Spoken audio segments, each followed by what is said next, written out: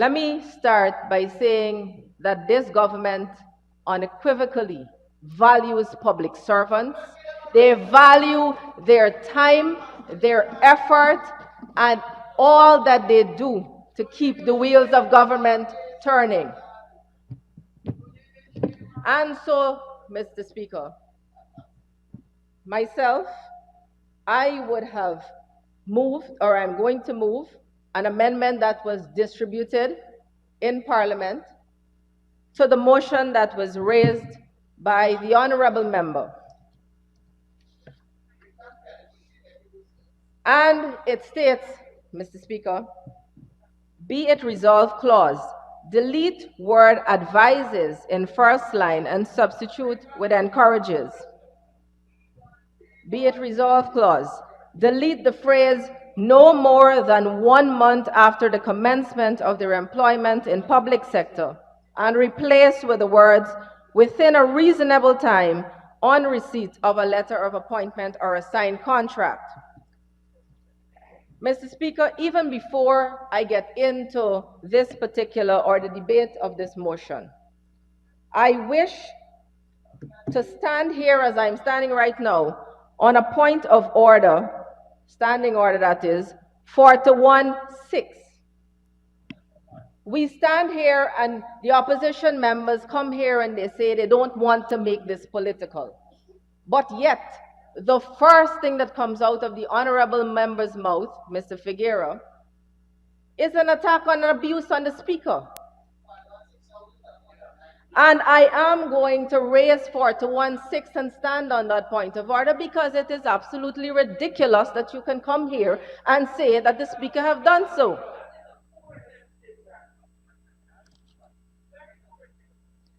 We also stand here, or the member of the opposition also stand on the other side and says, Mr. Speaker, I stand on 41-6. Just Honorable Member Mr. Figueroa, Honorable Member Minister, let me hear the 41-6. Mr. Speaker, the Honorable Minister is imputing improper motive towards me, and I trust that she will stick to the matter at hand and debate it. Honorable Member Mr. Figueroa, I don't agree with your interpretation of 41-6. Honorable Minister, please continue. Thank you. The honorable member may shout on the other side that we are not sticking to what is before us, yet 3/4 of his presentation was not on the motion.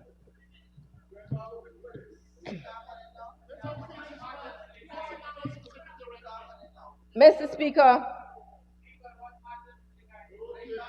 the honorable member, Mr. Tabitha Sarabo-Halley, stated that as the Minister of Public Service, she wanted to be able to see persons being paid timely. She said now that she wants to see them being paid within a month. But the honorable member sat in the very office that I now sit for approximately a year. And so I figured that she would gather what the process is. Mr. Speaker, this government does not want to see public servants waiting 3 months to be paid. They do not want to even see public servants wait for 2 months to be paid. Mr. Speaker, there is a process in place that if you are on a new employment list or recruitment and has to go through a process, that first of all, the agency has to submit your name. That has to be done in a timely manner. There are credentials and other documents that have to be submitted by a new public servant or someone who's entering the public service, and you have to get those documents also within a timely manner through multiple agencies. So when you get to the Ministry of Public Service, you go through several agencies before you get there. And what is a fact, Mr. Speaker and honorable members, for your information, is that even when persons are waiting for their approval, agencies such as the regional bodies and other ministries would pay an advance. They will place them on a temporary employment so that they can be paid while waiting. So that is a system that is in place right now. You see, the unfortunate thing for the opposition, please, Mr. Speaker, is that I am actually in the driving seat at the moment, so I know what is factually happening. When we come here and we speak on the other side, we bring a lot of hearsay to the House and say that I cannot say this and I cannot say that because it's for security reasons. Mr. Speaker, every public servant that has come to the Ministry of Public Service, we have tried within a timely manner to be able to get those persons their salaries. That obviously involves a multi-agency collaboration. So, Mr. Speaker, let's get our facts straight before we come here and we want to throw out to the public servants the government does not care. This is absolute rubbish. The government has, as a matter of fact, Mr. Speaker, for 5 years, or almost 5 years, the opposition was in government. And I heard the honorable member, Mr. Figueroa, we need to take care of this and we need to take care of that, but yet nothing was done in the 5 years to remedy the situation. Absolutely nothing. And I can say that a circular was put out by the honorable member. Mr. Speaker, I am not afraid to say it, stand here. I am not afraid to stand here and say that the honorable member, Ms. Halley, put out a circular in December of 2019 in which she said that persons were reporting to her ministry at the time that they were waiting 3 months for salaries and that she wanted it to be seized. And that was all the circular basically said. There was no timeline placed to assist public servants. Mr. Speaker, based on our amendment, I am saying that we are going to work collaboratively with all agencies to ensure that within a reasonable time after the request has been sent, to be able to get persons their salaries.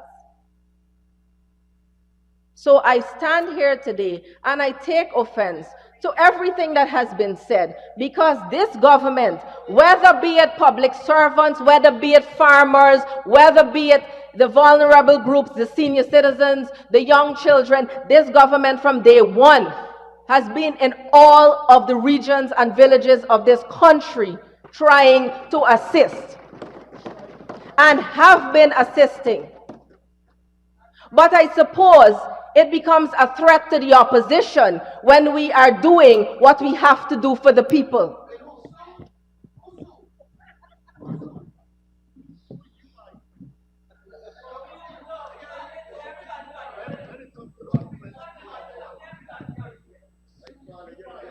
It is also no secret that the opposition is affected by the government being in places like Region 10, like Buxton, like Mocha, and all of those places, treating all of the citizens equally as they deserve.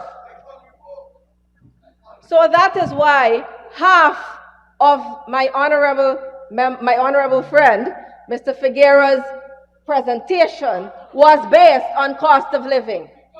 That is why he deviated from what the motion was, because he wants to carry a narrative that this government is doing nothing to help people, when in fact our work is showing for itself.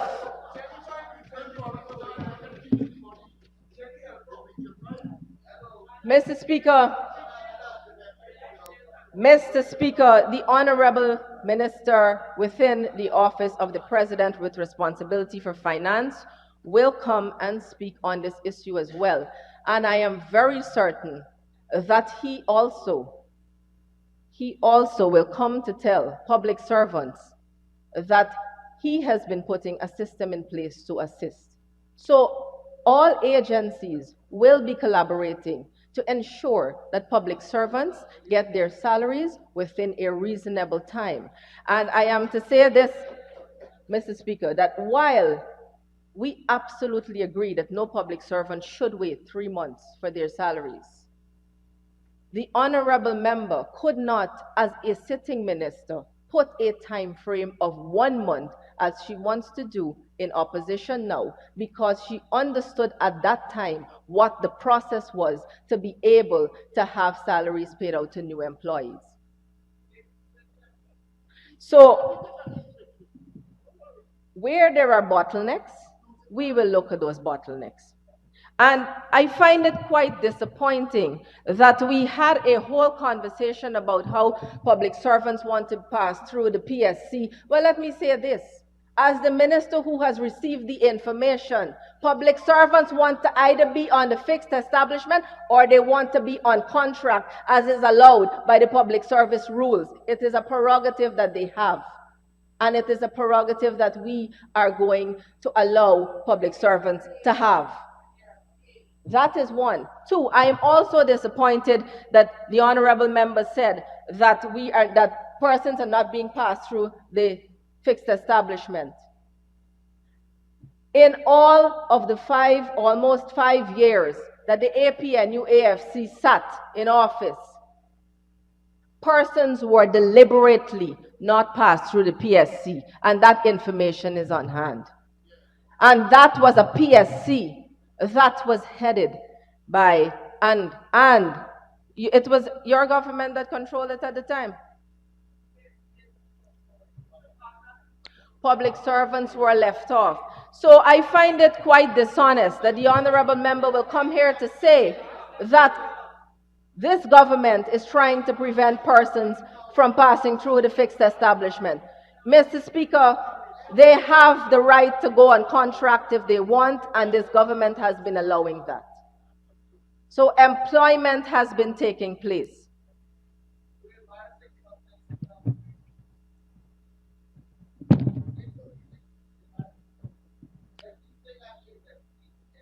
Mr. Speaker, the Honorable Mr. Ganesh Mahipal seems to think that he doesn't embarrass the entire country when he speaks, but he does,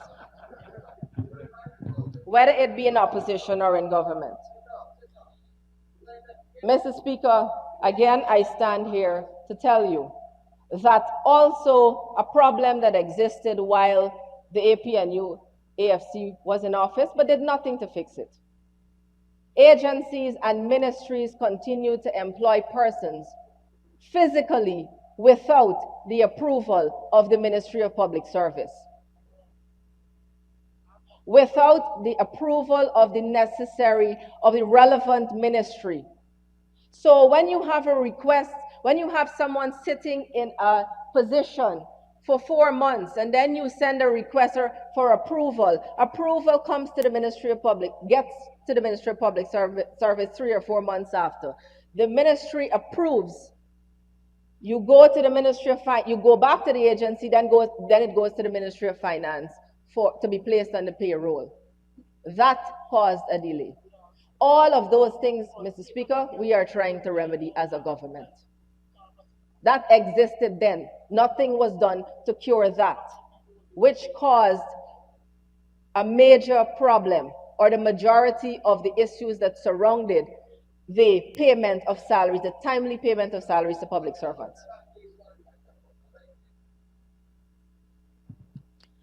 So, Mr. Speaker, I want to assure, and I move again, that this honorable House sees that the amendment is relevant, sees that the amendment that is proposed by myself and the government of Guyana be appropriate in terms of the timely payment of public servants based on what we can remedy in the system, based on the system itself and the process as we have agency.